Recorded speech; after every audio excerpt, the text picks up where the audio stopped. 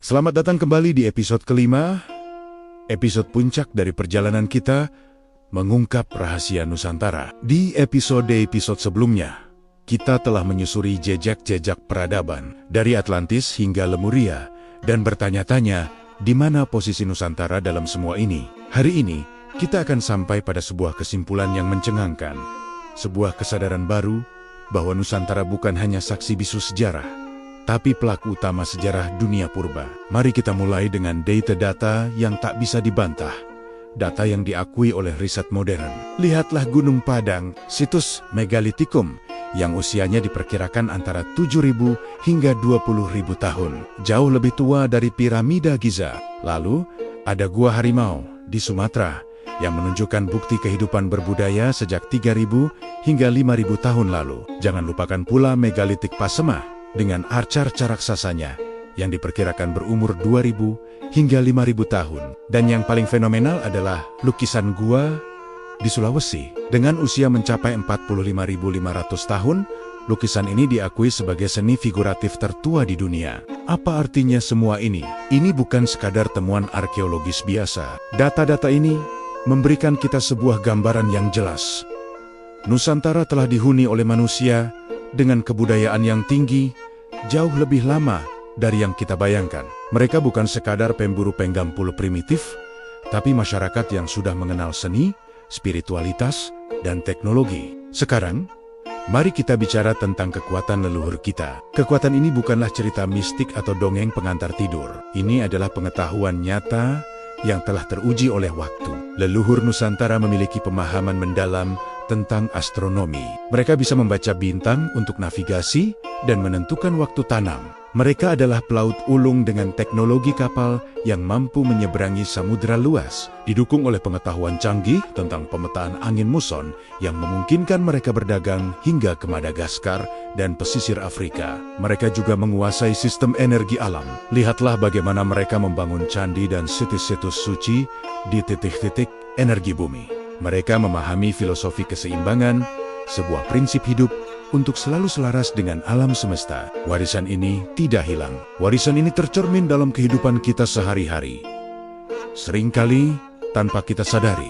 Lihatlah arsitektur rumah adat di seluruh Nusantara. Dari rumah gadang di Minangkabau hingga Honai di Papua, semuanya dirancang bukan hanya sebagai tempat tinggal, tapi sebagai mikrokosmos yang mencerminkan harmoni alam.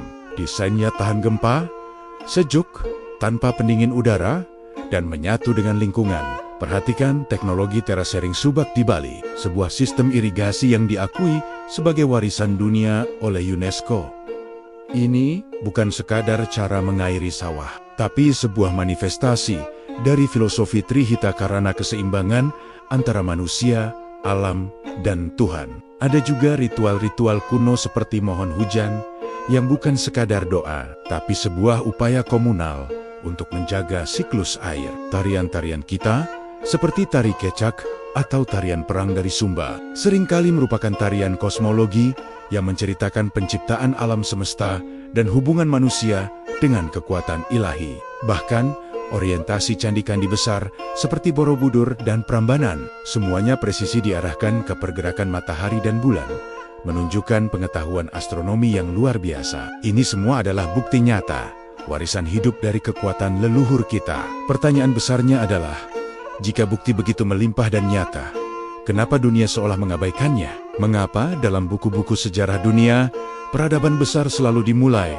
dari Mesopotamia, Mesir, atau Yunani, sementara Nusantara hanya disebut sebagai jalur rempah? Jawabannya sederhana, namun sangat politis. Mengakui Nusantara sebagai salah satu pusat peradaban dunia tertua berarti merombak total peta sejarah yang sudah mapan selama ratusan tahun. Sejarah yang kita kenal sekarang ditulis oleh para pemenang, oleh peradaban-peradaban barat yang membangun narasi eurosentris, di mana Eropa adalah puncak evolusi peradaban manusia. Mengakui adanya peradaban maju di Nusantara pada 20.000 tahun yang lalu akan meruntuhkan narasi superioritas itu. Ini akan memaksa dunia untuk menulis ulang buku sejarah mereka dan mengakui bahwa kebijaksanaan, teknologi, dan spiritualitas tidak hanya monopoli satu bangsa atau satu wilayah saja. Dunia belum siap untuk itu. Lalu, Kenapa semua ini muncul sekarang? Mengapa kesadaran tentang kebesaran Nusantara ini mulai bangkit di era modern? Jawabannya ada di dalam diri kita sendiri. Umat manusia di seluruh dunia sedang berada di titik jenuh. Kita hidup di tengah kekacauan modern, krisis iklim, ketidakstabilan politik, depresi massal, dan kehilangan makna hidup. Teknologi yang seharusnya mempermudah hidup justru seringkali membuat kita semakin terasing dari alam dan dari diri sendiri. Di tengah kekacauan inilah, orang-orang mulai mencari jati diri. Kita mencari akar, mencari kebijaksanaan kuno yang bisa memberikan jawaban atas masalah-masalah modern. Dan disinilah Nusantara hadir menawarkan solusinya. Nusantara telah menyimpan resep harmoni itu sejak ribuan tahun yang lalu. Sebuah resep tentang bagaimana hidup selaras dengan air, tanah, angin, dan cahaya. Sebuah resep tentang bagaimana menemukan keseimbangan antara dunia materi dan dunia kesadaran. Dunia sedang mencari apa yang telah kita miliki sejak dulu.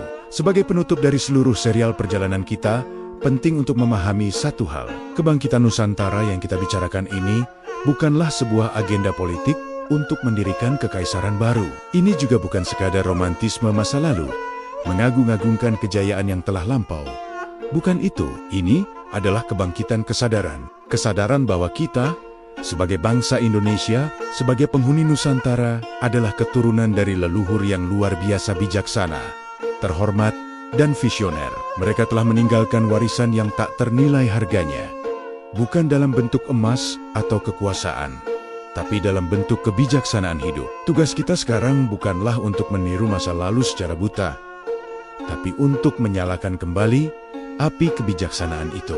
Tugas kita adalah meneruskan cahaya itu, mengadaptasikannya untuk zaman modern, dan menunjukkannya kepada dunia bahwa di tengah dunia yang serba cepat dan materialistis, ada cara hidup lain yang lebih seimbang, lebih harmonis, dan lebih bermakna.